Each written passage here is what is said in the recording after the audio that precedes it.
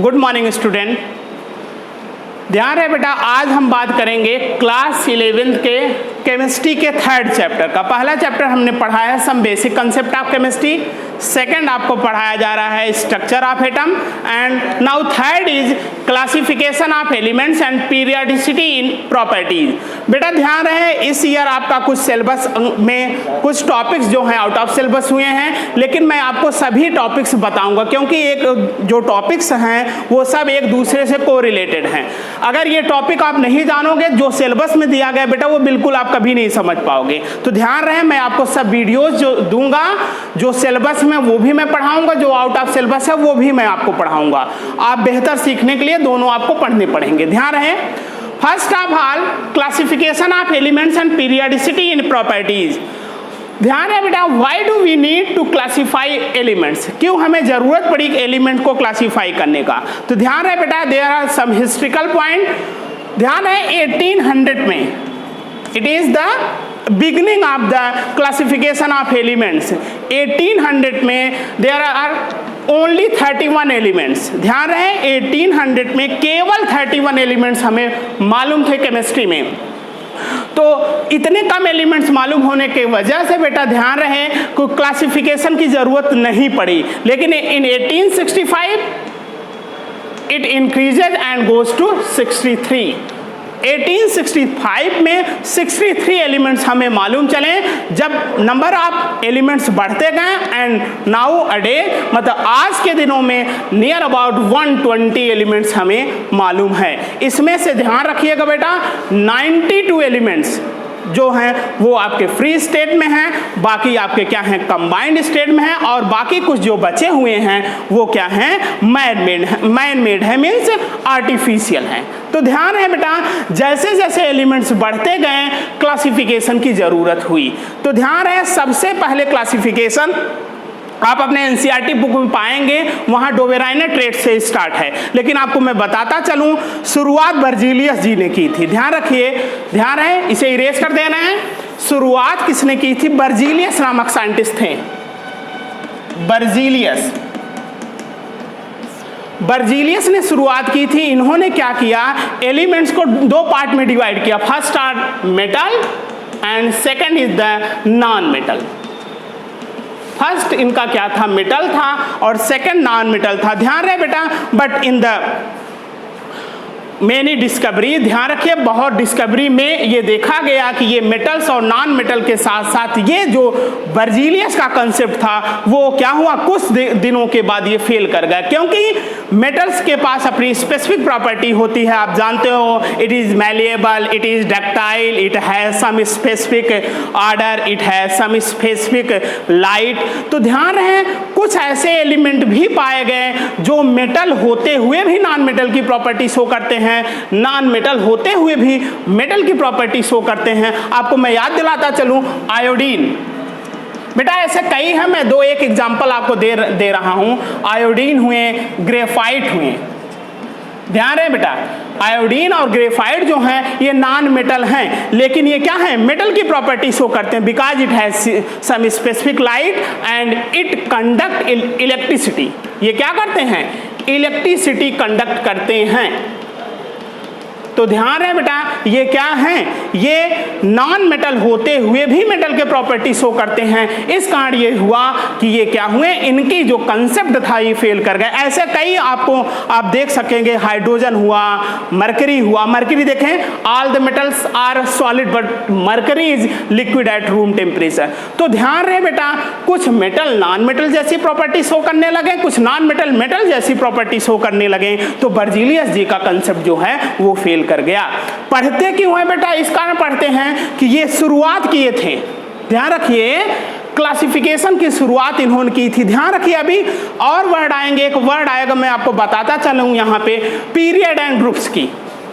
ध्यान रहे, there are two words, first is period and second is group. बेटा ध्यान है, ये कंसेप्ट क्लियर होना जरूरी है, तभी आप बेहतर सीख पाएंगे। पीरियड में ध्यान रखिए, जो हॉरिजॉन्टल कॉलम होता है, ध्यान दें इस तरह के कॉलम को देखें, हॉरिजॉन्टल रोज को ध्यान रखिए, हॉरिजॉन्टल को इसे हम क्या कहते हैं, पीरियड कहते हैं। ध्यान रहे, हॉरिजॉन्टल रोज को हम क्या कहते हैं, पीरियड कहते हैं, जबकि वर्टिकल को हम क्या कहते हैं, ग्रुप कहते हैं, या बेटा ध्यान रहे it is known as the column. Concept clear रहना चाहिए। ये हॉरिजॉन्टल लाइन को हमने पीरियड कहा, जबकि वर्टिकल लाइन को क्या कहा गया, ग्रुप कहा गया, या इसी को क्या कहा गया, कॉलम कहा गया।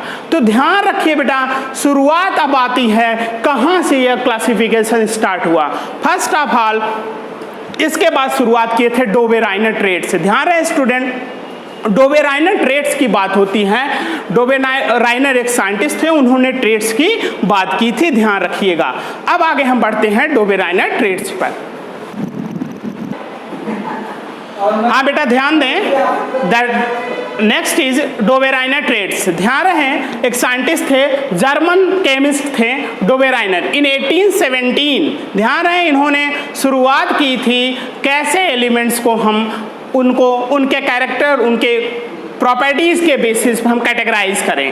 First of all according to the Dobereiner he arrange the 3 elements in a triad in an increasing order of atomic mass. Atomic mass के इंक्रीजिंग ऑर्डर में इन्होंने अरेंज किया and showed that the atomic mass of the middle element was approximately equal to the mean of the atomic masses of the other elements। इन्होंने क्या कहा, जो middle elements होगा वो अपने जो अगल बगल के 2 एलिमेंट होंगे उनके क्या होगा, मीन एटॉमिक मास का मीन ही होगा। तो ध्यान है इनका ये स्टेटमेंट था। Let us discuss with the example. Confirm में बेटा, ये ध्यान से आप नोट कर लीजिएगा। अब देखें एग्जाम्पल के थ्रू, ध्यान रखिए इन्होंने एटॉमिक मास निकालना चाहा मिडिल एलिमेंट्स का। अब देखें जबकि तीनों एलिमेंट्स ग्रुप की बात है बेटा, ग्रुप में, ग्रुप मतलब मैंने आपको बताया this is the vertical column, vertical line को क्या कहा जाता है, ग्रुप। इन्होंने शुरुआत किसके एग्जाम्पल की अगर बात की जाए तो कहां से शुरुआत किया था, लिथियम, सोडियम एंड पोटेशियम। तो ध्यान रखिए मिडिल एलिमेंट का जो एटॉमिक मास होगा इन दोनों का एवरेज होगा, यही स्टेटमेंट कहता है। तो ध्यान दें एटॉमिक मास या एटॉमिक वेट आप कह लें, atomic weight of sodium will be equal to atomic weight of lithium plus atomic weight of potassium divided by 2। Average मतलब तो यही होता है, लिथियम का एटॉमिक वेट 7 प्लस पोटेशियम का atomic weight 39 divided by 2 goes to 46 divided by 2, it will be 23। तो ध्यान रहे बेटा एटॉमिक वेट ऑफ सोडियम इनके हिसाब से क्या आया, 23 आया। ये आप ध्यान रखिएगा। एक पे ही नहीं इन्होंने लिया था, और कई एलिमेंट्स लिए थे, और मैं आपको 1-2 शो कर दे रहा हूँ, आपके बुक में और ढेर सारे मिलेंगे, आप देखेंगे। जैसे इन्होंने शुरुआत की थी दूसरे एलिमेंट में भी, क्लोरीन, ब्रोमीन एंड आयोडीन। अब ध्यान रखिए कभी कभी क्वेश्चन पूछे जा सकते हैं, फ्लोरीन से इन्होंने शुरुआत नहीं की थी, इन्होंने कहां से की थी, क्लोरीन, ब्रोमीन एंड आयोडीन। तो then the atomic weight of the middle element means bromine, atomic weight of bromine will be the average of atomic weight of these chlorine and iodine. Chlorine का atomic weight 35.5 plus iodine का 127 divided by आपका कितना होगा 2। इसे जब बेटा solve करेंगे तो ध्यान रहे सॉल्व करने पे आपका आएगा 81.2। ध्यान रहे इट इज 81.2। आपको डिफरेंस जो इनका स्टेटमेंट था बेटा उसमें मैंने लिखा था it is the approximately equal to. वैसे आपका एटॉमिक वेट ब्रोमीन का कितना होता है, ध्यान रखिए इट विल बी 80 होता है, ये अप्रॉक्सीमेटली 81.2 आया था। तो ऐसे कई आपके एग्जाम्पल आप ले सकते हो, इन्होंने लिया था कई में, लेकिन ध्यान रखिए डोबे-राइनर ट्रेट्स इनका भी रूल जो है आगे चलकर फेल हो गया, सब पर ये लागू नहीं हो पाया। तो ये ध्यान रखिए डोबे-राइनर ट्रेट्स भी आपका ये फेल हो गया। इसके बाद रूल आपका अगला आया Newland rule of octet rule. तो ध्यान रहे बेटा अगला हम पढ़ते हैं न्यूलैंड रूल। तो बेटा ध्यान दें the next law is Newland law of octaves. एक साइंटिस्ट है न्यूलैंड, ये ध्यान रखिए इन 1865 ये इंग्लैंड के साइंटिस्ट थे। ध्यान रहे बेटा ये इंग्लैंड के साइंटिस्ट थे, फुल नेम था क्या इनका, जॉन अलेक्जेंडर न्यूलैंड्स। इन्होंने क्या कहा, अपना रूल दिया, according to this when the lighter were arranged in the lighter elements were arranged in order of their increasing atomic weights, the properties of every eighth element were similar to those of the first one, like the eighth note of musical scale। इन्होंने क्या कहा था कि जब atomic, ध्यान रखिएगा, arrange किया जाए एलिमेंट को increasing atomic weights, atomic weights के इंक्रीजिंग वे में अरेंज किया जाए तो सभी एलिमेंट्स की प्रॉपर्टी उसके 8वें एलिमेंट्स के प्रॉपर्टी के सिमिलर होगी। मतलब जो पहला होगा और जो 8वां होगा दोनों की प्रॉपर्टी क्या होगी, सेम होगी। किस तरह से, उसी तरह से जैसे म्यूजिकल स्केल में आपको याद होगा सा रे गा मा पा धा नी सा, मतलब 8वें नंबर पे फिर सा आ जाता है। उसी तरह मैं लिख दे रहा हूं बेटा, रुके इसे इरेज कर दे रहा हूं, ये समझ में आया। और एक चीज और ध्यान रखिए, जब न्यूलैंड ने अपना रूल दिया था तो आपका noble gas means inert gas की खोज नहीं हुई थी। ध्यान रखिए, नोबल गैस की डिस्कवरी नहीं हुई थी, ये ध्यान रखिएगा, ठीक। और बेटा मैं आपको लिख दे रहा हूं किस तरह से इसे इरेज करते हुए। नेक्स्ट इज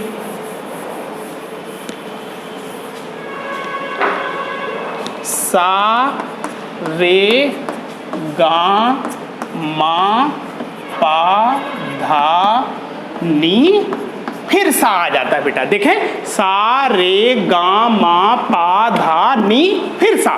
तो ध्यान रखें हाइड्रोजन से शुरुआत नहीं हुई थी, लिथियम, ध्यान रखें लिथियम से इन्होंने लिया था, हाइड्रोजन लिथियम, फिर उसके बाद आप कह सकते हो हीलियम क्यों नहीं लिया गया सर, क्योंकि बेटा तब खोज नहीं हुई थी नोबल गैस की। ध्यान रखिएगा, lithium, beryllium, boron, carbon, nitrogen, oxygen, fluorine, फिर फ्लोरीन पर नियान की खोज हुई नहीं थी, फिर क्या आ जाएगा, sodium, magnesium, aluminium, silicon, phosphorus, sulphur, chlorine.